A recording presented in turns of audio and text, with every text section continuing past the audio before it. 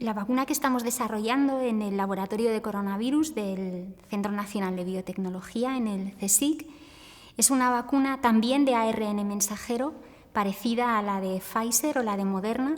pero tiene dos propiedades que la hacen diferente. Una de ellas es que es un RNA autorreplicativo, es decir, puede multiplicarse miles de veces dentro de la célula, con lo cual aumenta la cantidad de proteínas que se van a presentar al sistema inmune.